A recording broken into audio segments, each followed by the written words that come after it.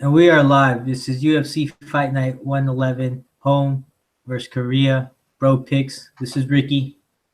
What's up, guys? This is Justin. We had a pretty good card last time. There's a lot of good fights, man. A lot of good finishes, too. One of those low-level, fight night cards that a lot of people don't think is going to be good, but they're really good. I had a good night, man. Plus 6.84 units. Cash Ben 10 in the distance, 1 unit, I think at plus 456. And then cash him straight at, I think, plus 180. I cashed a couple other bets. I think I was 5-2 overall. My only 2 losses were Dan Kelly. Bad read on that fight, man. I know we both bet him there. Brunson looked like a freaking beast out there. And we also lost on Derek. I actually lost on Derek Lewis. That was another bad fight. If I would have known he was eating chicken steak before he walked out, I wouldn't have bet him. And then he retired. So yeah, man. Derek Lewis, you're dead to me. What about you, man? I did all right. I went minus 0.4 for the night. So I lost on Dan Kelly, Tim Elliott, but I won pretty big on Dan Hooker, and got to give a shout out to Z on that one, sniping that guy. And then I also did a parlay for Volkanovski and Otto. So it was all right.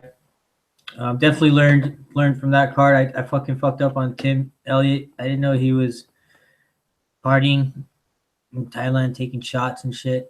But I don't want to take anything away from Ben Nguyen because that fool is fucking legit. I definitely underestimated his grappling. The fight future for that kid for sure, man. Good read on that one for sure, bro. Thanks, we'll see who he fights next. Good luck and good luck to everyone, and good to everyone. Good bet to everyone that cashed that one too. Go ahead. I'm ready to move on to the next card, man. If you are, let's do it, man. Yeah. Before I was gonna move on, I was gonna say, yeah, good shit to Z because Z definitely had me looking on Hooker on that fight, and yeah, dude, Hooker went out there, and I don't think he lost that first round. I mean, I think he won that first round. The judges out there must be on crack or something because I think he won that first round. And that knee, bro, was like really sick, dude. It was a close fight. I gotta give Ross Pearson that one. He was definitely making it close, and I do edge Hooker though. Why do the scorecards all had Ross Pearson winning the first round or what? Yeah, man. I think at least two said that Pearson won that first round. I don't see it though, but hey, I don't know, but I definitely thought Ross was winning that second round. He was using good head movement, and Hooker calculated it perfectly and fucking rocked him with the fucking knee, man. I wouldn't be surprised if they make like a crazy video out of it later on, but that shit was very calculated. Yeah, man. Hooker has a good chin, but he's gonna get cracked when he fights a guy with like heavy punches. So, we'll see who he fights next. But yeah, man, we'll start with this next card. There's a couple, jobber fights, the first couple of fights, but we'll still talk about them. We got Ji-Yeon Kim versus Lucy. I guess it's a Pudilova. They're both I think they're both. Well, Kim is 6 wins and I believe 2 losses, and then Lucy's actually the same. But yeah, man, Lucy fought her last fight against I think Lena Landsberg. And I actually think that she looked good in that last round, man. She was taking it to her, and she put it on her, man. And I'm not that high in Landsberg. I do think that Landsberg won, but it was close, and Lucy, destroyed her face in that last round. Kim making her debut. She looks decent, in my opinion, but, I didn't do that much tape on this fight. I'm not betting on this fight, as you can tell. I'll be picking Lucy, though. She has the UFC experience. I think she can win a close decision. But, yeah, I'm not betting on this fight. What about you? Yeah, definitely not betting on this fight for sure. Didn't do any tape on it either, so it's a pass for me. Let's go to the next fight, which I didn't do much tape on either. It's Naoki Inoue versus Carlos John de Tomas. And Naoki's 10-0, and John de Tomas is 8-0, both undefeated. De Tomas is the underdog at plus 230. Inoue is at minus 270. But to be honest, man, I just don't know enough of these guys to make a prediction or bet. So it's a huge pass for me again too. What do you got? Yeah, man. I'm picking Naoki. Shout out to Will Martin. He's pretty high in this kid. I watched a little tape. He has a really good ground game, and obviously they're both undefeated. But I think if it goes to the ground, he's definitely gonna have the advantage and possibly get a sub. But you know, Carl has good stand up. I think on the feet he actually might be the better on the stand up. But yeah, it's a pass for me for betting. But I picked Naoki. I actually thought about putting him in DraftKings. Yeah, I'm back to DraftKings. Last week was my first week. I did one contest, $25, 50-50, and I won it. So yeah, I was gonna build that bankroll and see how far I can go. Yeah, my name is Tater Tot 240, by the way. And yeah, it's a pretty funny name, but I like sweet potato tater tots. Just shouting that out there. But yeah, I'm picking Naoki. Dude, how old are you, bro? Bro, tater tots are good, man. Especially, is that your email too? Is that what you put on your resume? You know my email, bro. I actually made it like 4 years ago when I started doing DraftKings like a lot. Why are you hating on sweet potato tater tots, man? They're bomb. Anyway, go ahead. Yeah. Yeah, I got Naoki by a sub. Next fight, we got Quack versus Russell Doane. Yeah, man. I didn't do that much tape in this fight either, but Russell Doane is a pretty experienced fighter. He's been around for a long time. I know he lost his last fight against Mursad, but he took that on short notice and went up a weight class. Quack looked pretty good against Brett Johns. Dude has a chin, and he's pretty good in the feet. I actually do think he's better than Russell Doane. He lost. What? Yeah, he lost though. This is a jobber fest for sure.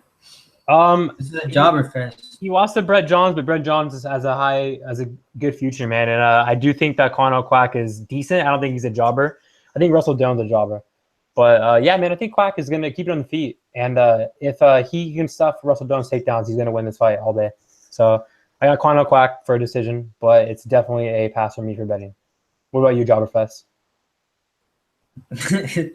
Yeah, this guy fucking Don is coming off of four straight losses in a row, man. If he doesn't win, he's got to put something together. He's got his back against the cage. So I don't know, man. And to be honest, I haven't seen much though Quack to really say much, but he did lose against Brett Johns. So I don't know, man. I'm gonna have to go give it to Doane just because he's got that octagon experience, man. We'll go with the underdog on this one. They both actually have the octagon experience. Who'd you pick? Doane. Oh, Russell Doane. He's got a little more octagon experience. These are my DraftKings lineup, but we'll see what happens. All right, man. Call the next fight. All right, next fight, man. This is when it starts to get good. I think from this fight on, I would say we got Li Jingliang, who's 12-4, versus Frank Camacho, who's 20-4. I don't know much about this Camacho guy. I think he's making his debut, but Li Jingliang, like you say, he's got very good experience, and he's got a couple wins in the UFC, so that's good. He's coming off of a pretty good KO from Bobby Nash. I thought that was pretty impressive. This guy's got heavy hands, man, and he's got really good boxing. The only thing I think is that if he gets taken down, he's going to be in some trouble, but he's fighting some guy from Guam, so he should probably smoke this guy, to be honest. So I'm going to go with Li Jingliang. I'm not sure if he's going to get the finish, man. But it should happen. He's got 15 minutes to do it against a jobber. So I'm going to go with Li Jingliang with the dominant performance, maybe get a stoppage at second round or towards the end of the fight. What do you think? Yeah, man, I'm high on Lee here, man. I have 2 units on him in the distance at -105 to win 1.9 units. I don't think Camacho is that good at all. He actually just took a fight, I think late May. I think it was May 29th. And an organization I'm not really familiar of. And I think he fought a guy like 3-2. It was a close first round. I mean, they traded, leather on the feet, some heavy shots. The second round, this fool gets taken down. And the other guy had him in full mount. and he dropped some heavy ground and pound on him. Then he took his back, and then Camacho got out of it and got a lucky sub. I don't think Camacho's that good, and he took a lot of damage, bro. I think he's decent on the feet. He's from Tough a long time ago. Neil Magny beat him on elimination rounds. And, yeah, he's making his debut on short notice against Lee, man. He's really good, dude. He's 4-2, and he has heavy hands, a very good right hand, and that Bobby Nash fight was legit. He has a very good chin, dude, and he does not quit. I mean, Nash had his back, and the way that he got out of that choke was pretty impressive, dude. He does get hit a lot, but he has a good chin. He's never been finished on the feet. I don't think Camacho's the guy to stop him at all.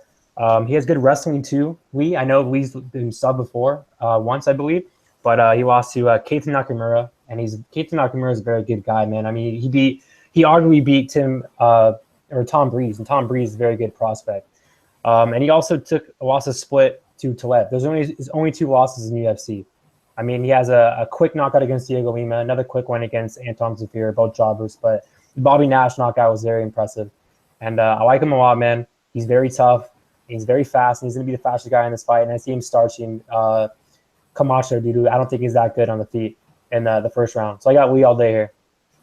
Yeah, I just want to say something. The fact that he was able to overcome adversity against Bobby Nash, I want to say he was losing that in the beginning of the fight. Like you said, he got his back taken, almost got choked. He was able to stay calm and get back up and knock him out towards the second round. So that was awesome.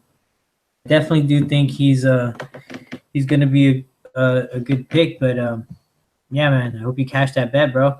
Thanks, man. Yeah, Bobby Nash is pretty good, man. I like Bobby Nash. I actually think he's going to beat Hot Chocolate next month. I mean, dude, that kid is as good wrestling and he has good stand-up. So it's good, impressive win. Next fight, I believe we have Justin Scoggins versus Oka Sasaki. If you know me, I'm a huge Scoggins fan. You can tell, my profile picture on Twitter. The thing is, I can't bet him here, man. The line's off, and I have a feeling that Sasaki could easily get it. I mean, it's not a feeling. He could definitely get a sub here. I'm gonna pick Scoggins because on the feet, I think he's way better than Sasaki, but I do not think Sasaki is a jobber at all. Definitely Sasaki's gonna be the biggest and the tallest guy that Scoggins has fought. I mean, he's a very tall flyweight. And he does get hit a lot, but he's very awkward on the feet, and he has very long limbs, and I think he could definitely snatch his neck if this fight goes to the ground. And one does not simply go on Wilson Hayes' back. I mean, I know Wilson won that fight, but that was pretty impressive, though. He got him on his back in the third round. He has no quit, dude. Sasaki is a tough dude for sure, and he has a lot of sub wins. And, his debut, actually, he's only been, I think, at flyweight 2 fights. So he's still new, and I know Scoggins. Who knows what's up with him with the whole mental game. Going back down to 125. I hope he doesn't miss weight. He's like 130 right now. He does not look that good. He looks super yeah, man. He looks really, really, really skinny. He does not look that good. He looks like a skeleton. But on the feet, like I said, he's definitely the faster guy and more well-rounded. I think he schools him on the feet, but if it goes to the ground, I'm worried. So I cannot bet Scoggins. I'm thinking actually about a Sasaki sub. We were talking about it. Maybe 1 unit. Sean Sasaki, but right now I'm going to be picking Scoggins. What about you?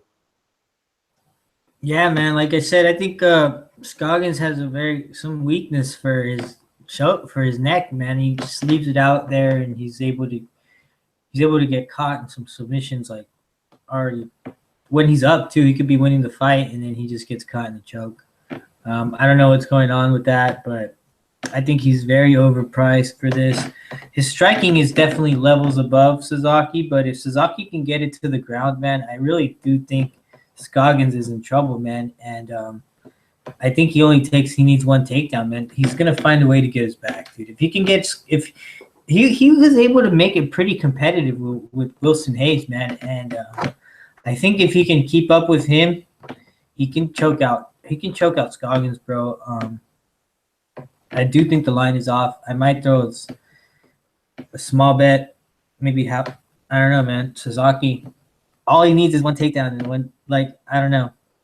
I don't know if I'm gonna bet it though, but I do. I don't know if I'm gonna.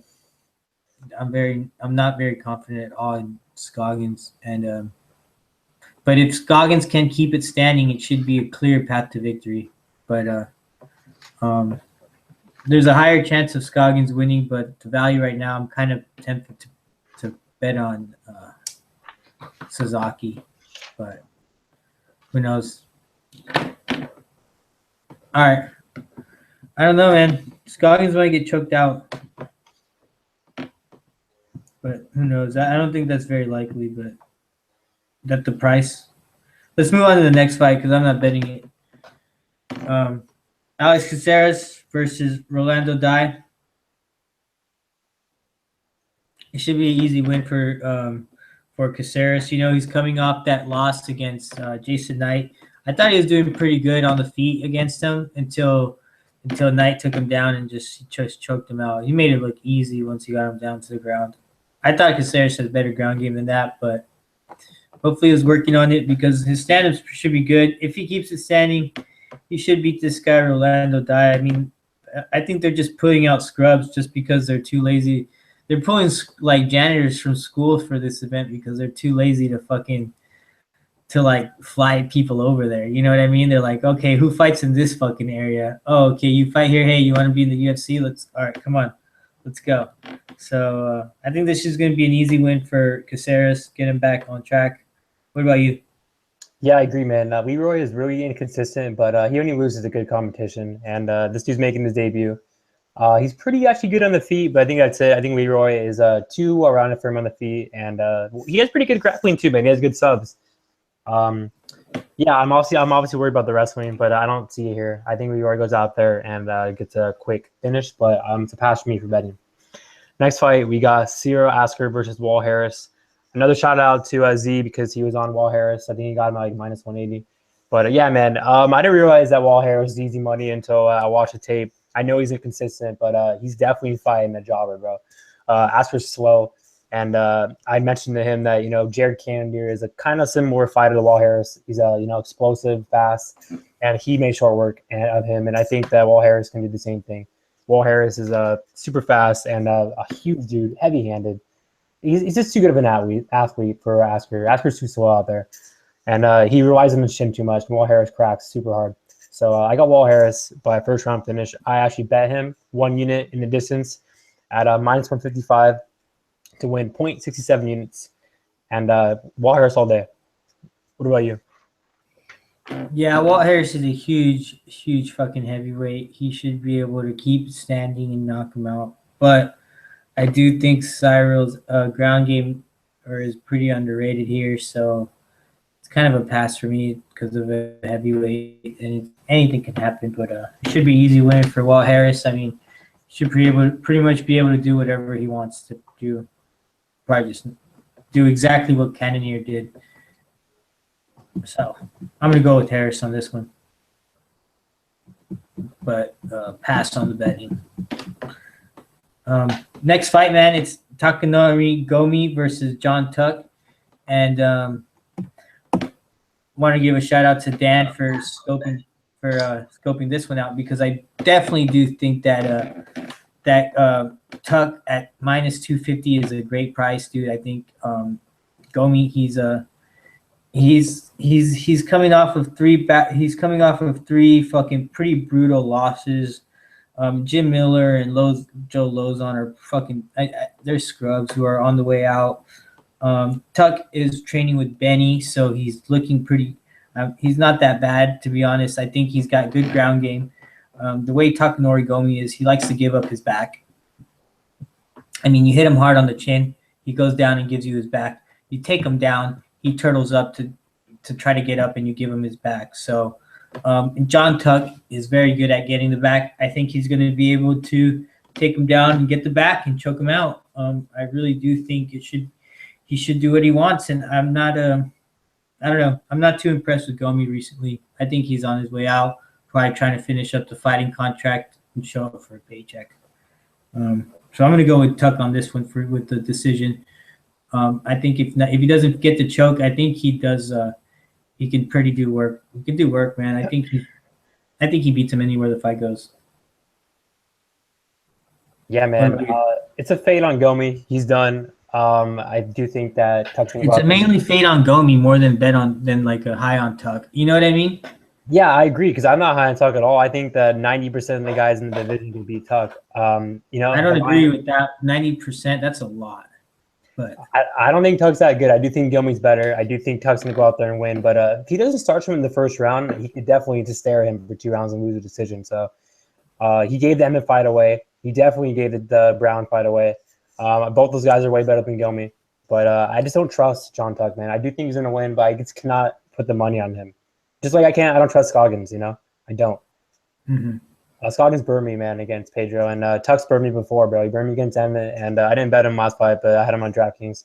But I do think Tuck's going to win. I hope you cash. I do think Tuck will win. But it's a pass for me for betting. Next fight, we got the first leg of my max bet parlay. We got RDA versus Tarek Saffiedine. I'm very confident in RDA here. He's making the jump to 170 division. We've seen a lot of guys recently, you know, move up and have had very success. Whitaker, Kelvin, Hooker, Yancey, lots of other guys. And, you know, RDA, man, he passed out, bro, before the Eddie Alvarez fight. And that's why, in my opinion, he got knocked out and lost, you know. He had a very rough cut. And before that, he was starching everybody. That Anthony Pettis fight, man, was brilliant, dude. That Cowboy fight was brilliant. The way he lost to Ferguson last fight in 5 rounds, dude, that was a very, very good fight. He actually looked really good there, man. And I don't think in the beginning. He did. Sorry. I don't think – it's okay.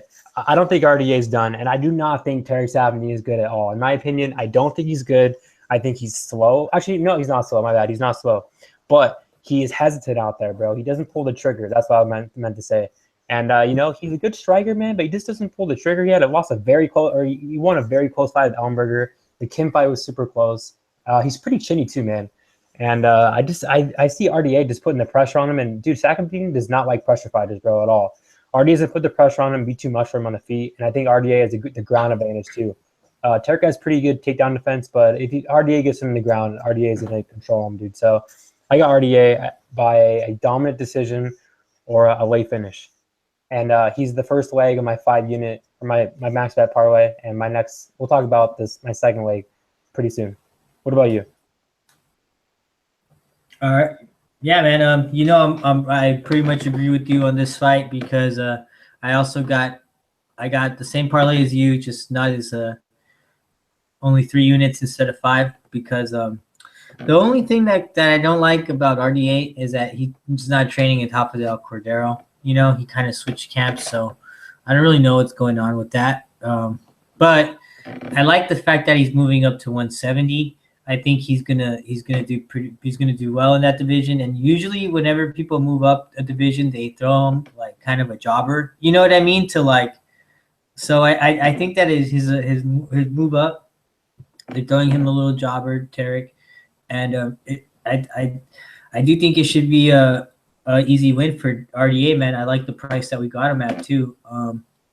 I think that his fight with Ferguson was pretty competitive, especially in the beginning, you know, and then in the later rounds, Tony Ferguson just kept up the pace that just people can't keep up with, and that's when he started making it more dominant decision. But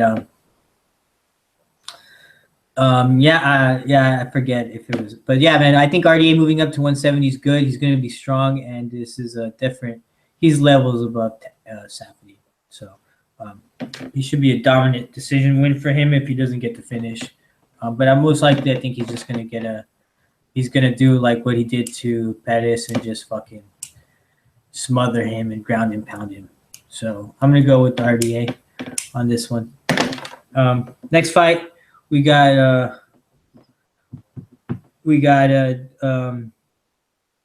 Dong Hong Kim versus Colby Covington, 170. Dong Hong Kim, he's coming off of a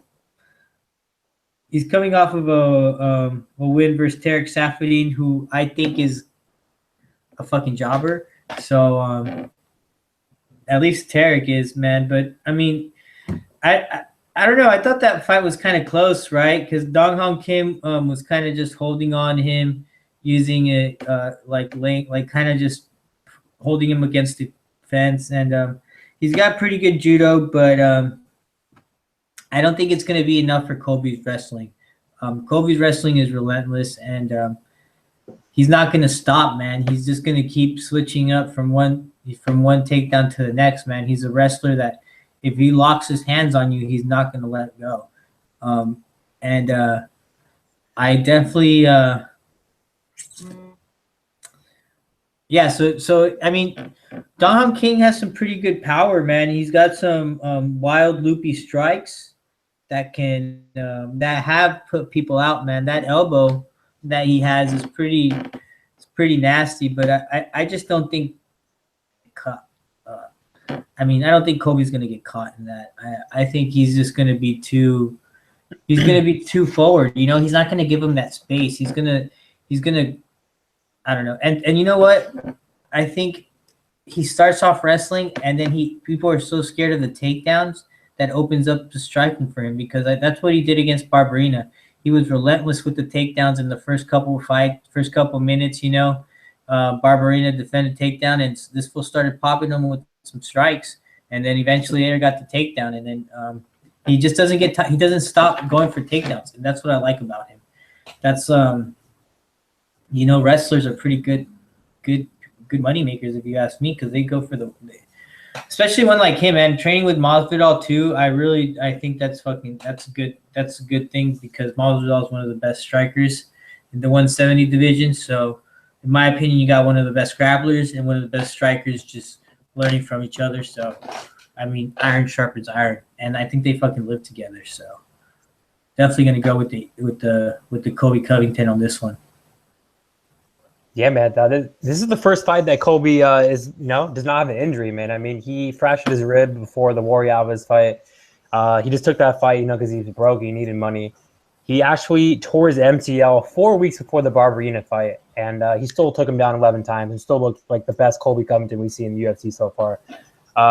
His stand-up looked very impressive that fight. I mean, he's using combos. He's so fast out there, man. He puts a pace on you that just breaks you, bro. His cardio is very good. He does not get tired. Yeah. His wrestling is too good. You know what? We'll talk about Kim real quick. I'm not that high on Kim. I know I said Kim was a jobber.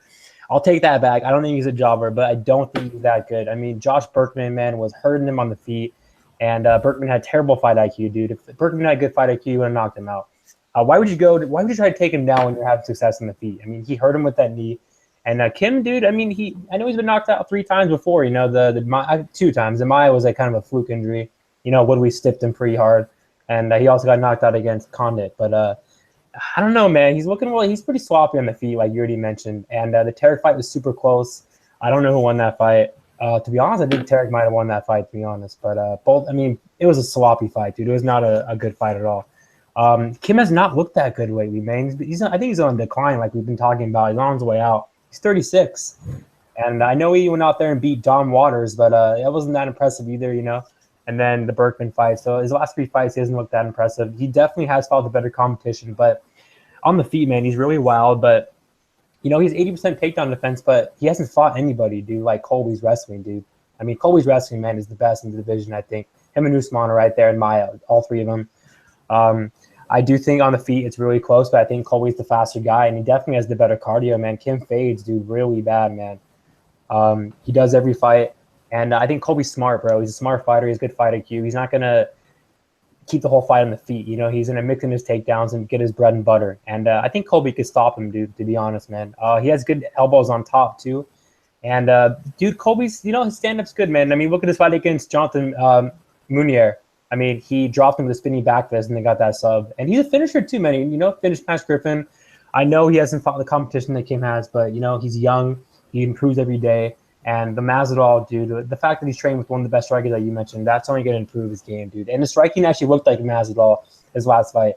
And you can say what you want, but Barberina is not a jobber. He's a tough fighter for anybody. He went out there and destroyed him, bro, for 3 rounds. Took him down 11 times. Barberina didn't do anything. And Barberina's a pretty good fighter, man. So, I love Colby Covington here. We both have the same bet. I got him a max bet on him at plus 112 with RDA. And I believe you have 3 units, and we're going to cash that, man. So, good luck, everyone out there betting Colby and RDA, and let's do this, man. Anything else you want to mention?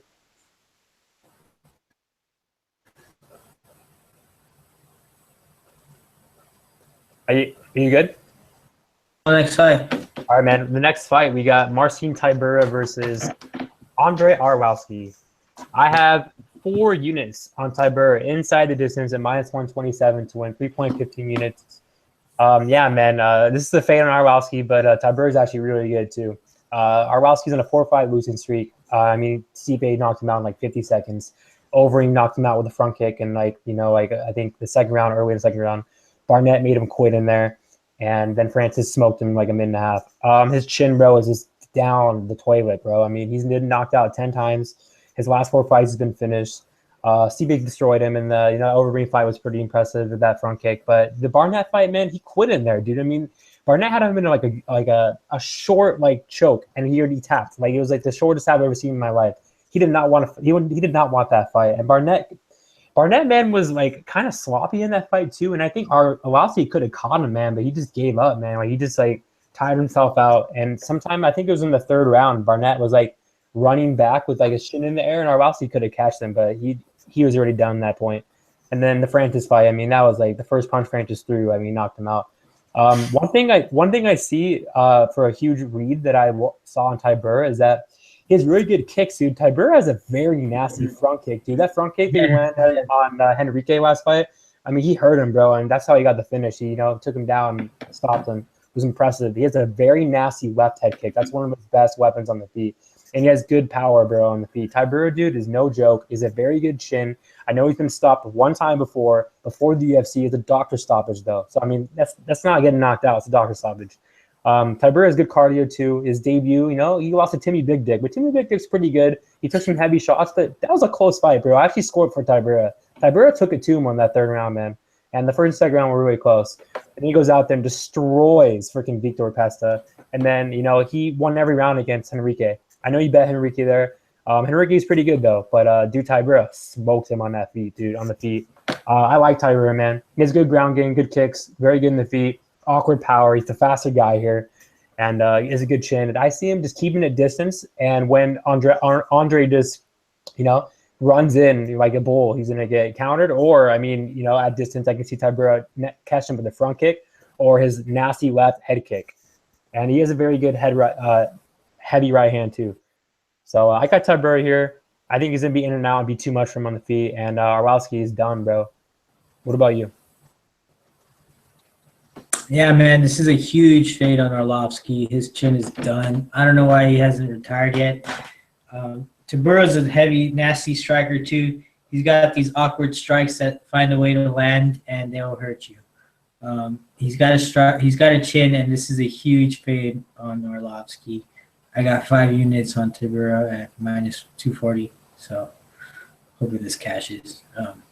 I really do think anything that touches Arlovski's chin is gonna knock him out. So he's taking too much punishment, man. Tybura has power, man. He really does. Yeah, he's on his way up, man. Arlovski's on his way down. Typical case, bro. Dude, Tybura was supposed to fight Derek Lewis, man. Like, damn, I want to see that fight now. Who? Tybura was supposed to fight Derek Lewis last year, bro. I got Tybura on that one. Yeah, man, me too. Tybura is a beast, man. Yeah, man, we got Tybura. Call that main event, bro.